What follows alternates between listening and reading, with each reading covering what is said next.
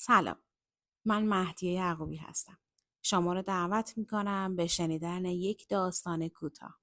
نام داستان عتیقه شناس و قهوه‌چی.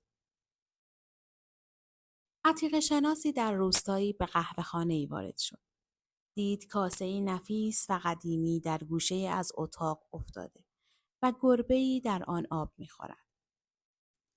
اندیشید اگر قیمت کاسه را بپرسد قهوه‌چی متوجه مطلب می شود و قیمت گرانی بر آن می گذارد. لذا شروع کرد به تعریف کردن از گربه و دست آخر گفت عمو جان حاضر این گربه را به من بفروشی؟ قهوه‌چی گفت 20 درهم خریداری؟ عتیقه شناس گفت با آنکه برای این گربه پول زیادی است ولی من آن را پرداخت می کنم. قهوه‌چی گربه را گرفت و به دست عتیقه فروش داد و گفت خیرش را ببینی.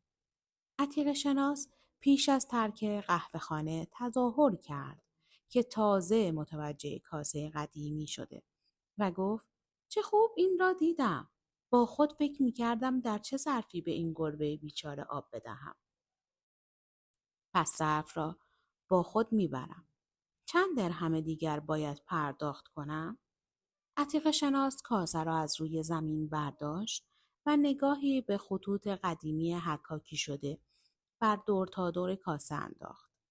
قهوه‌چی روستایی کاسه را از دست عتیقه شناس گرفت و گفت زحمت نکش.